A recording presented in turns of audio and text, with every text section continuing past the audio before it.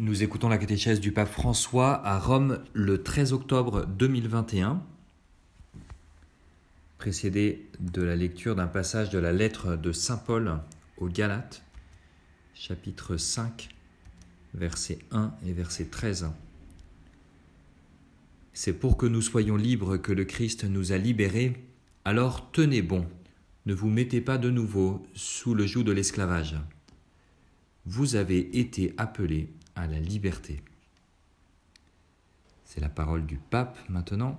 Cari fratelli e sorelle, buongiorno. Chers frères et sœurs, bonjour. Ma siete addormentati, eh? Buongiorno. Mais vous êtes un peu endormis, non? Bonjour.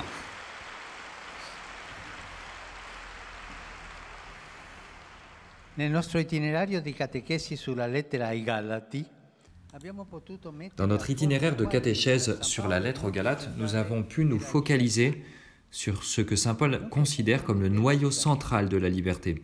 Le noyau central de la liberté, c'est le fait que par la mort et la résurrection de Jésus-Christ, nous ayons été libérés de l'esclavage du péché et de la mort. En d'autres termes, nous sommes libres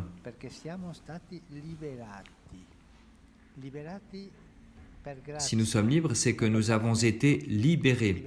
Libérés par grâce et non par paiement. Libérés par l'amour. L'amour qui devient la loi suprême et nouvelle de la vie chrétienne. L'amour, nous sommes libres parce que nous avons été libérés gratuitement. C'est précisément le point clé. Je voudrais donc souligner aujourd'hui comment cette nouveauté de vie nous ouvre à l'accueil de chaque peuple et de chaque culture, et en même temps ouvre chaque peuple et chaque culture à une liberté plus grande. Saint Paul dit en effet que pour celui qui adhère au Christ, il n'importe plus d'être juif ou bien païen. Ce qui compte, c'est uniquement la foi qui agit par la charité. Croire que nous avons été libérés et croire en Jésus-Christ qui nous a libérés, c'est la foi agissant par la charité. Les détracteurs de Paul, ces fondamentalistes qui étaient arrivés là, l'attaquaient à cause de cette nouveauté, affirmant qu'il avait pris cette position par opportunisme pastoral, c'est-à-dire pour plaire à tout le monde, en minimisant les exigences reçues de sa plus étroite tradition religieuse. C'est le même discours des fondamentalistes d'aujourd'hui. L'histoire se répète toujours. Le même discours. Comme on le voit, la critique face à toute nouveauté évangélique n'appartient pas seulement à notre époque, mais elle a une longue histoire. Elle se répète. Mais Paul ne reste pas silencieux. Il répond avec courage, avec parésia, ce mot grec qui indique le courage, la force. Et il s'exprime en disant, « Est-ce par des hommes ou par Dieu que je veux me faire approuver? Est-ce donc à des hommes que je cherche à plaire? Si j'en étais encore à plaire à des hommes, je ne serais pas serviteur du Christ. » Paul nous montre la liberté qu'il a. Déjà, dans sa première lettre aux Thessaloniciens, il s'était exprimé en termes similaires, disant que dans sa prédication, il n'avait jamais usé de mots de flatterie ni de motifs intéressés, qu'il n'avait pas non plus recherché la gloire qui vient des hommes.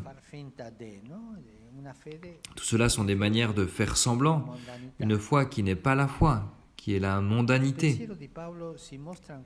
La pensée de Paul se révèle encore une fois d'une profondeur inspirée.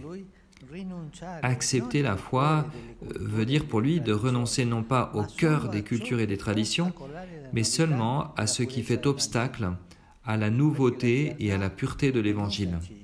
Parce que la liberté qui nous a été donnée par la mort et la résurrection du Seigneur n'entre pas en conflit avec les cultures, n'entre pas en conflit avec les traditions que nous avons reçues, mais elle nous aide, elle nous introduit dans une liberté nouvelle. Ces traditions nous introduisent dans une nouveauté libératrice, celle de l'Évangile.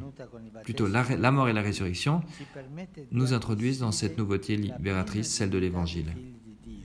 La libération obtenue par le baptême, en effet, nous permet d'acquérir la pleine dignité d'enfant de Dieu, de sorte que tout en restant fermement enracinés dans nos racines culturelles, en même temps, nous nous ouvrions à l'universalisme de la foi qui entre dans chaque culture, qui en reconnaît les germes de vérité présents et qui les développe en portant à sa plénitude le bien qu'elle contient.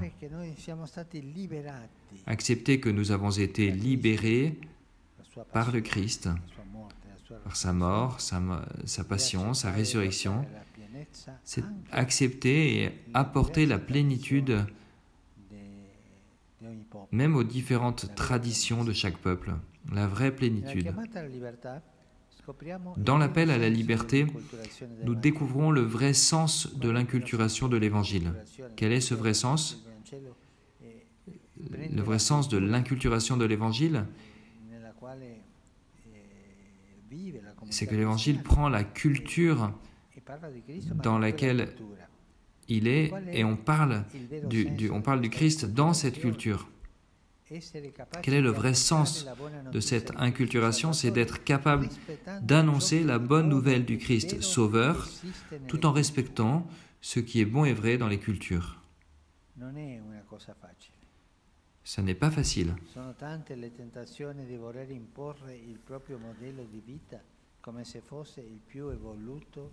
Il y a de nombreuses tentations de vouloir imposer son propre modèle de vie comme s'il était le plus évolué et le plus désirable. De nombreuses erreurs ont été commises dans l'histoire de l'évangélisation en voulant imposer un seul modèle culturel, l'uniformité. Mais l'uniformité comme règle de vie n'est pas chrétienne. L'unité, oui. L'unité, oui. L'uniformité, non. Parfois, on n'a même pas renoncé à la violence pour faire prévaloir son propre point de vue. Pensons aux guerres.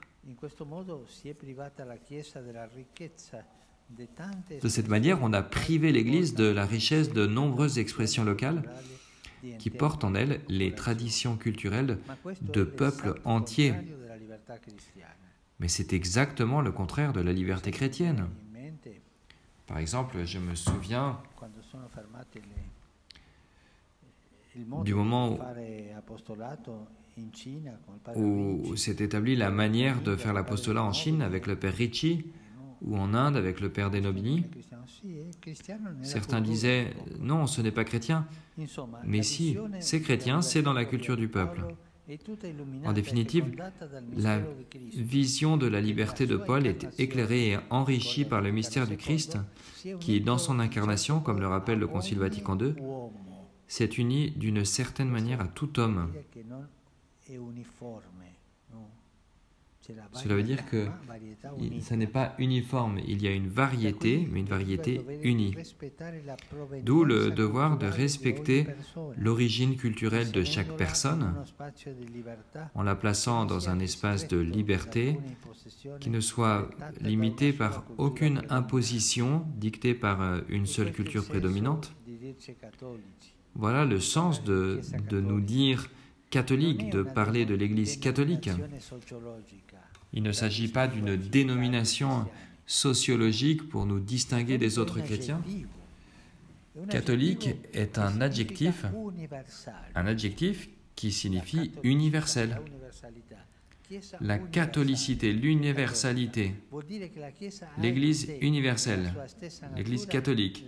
Cela veut dire que l'Église a en elle-même, dans sa nature même, l'ouverture à tous les peuples et à toutes les cultures de tous les temps, parce que le Christ est né, est mort et est ressuscité pour cette personne, pour tous.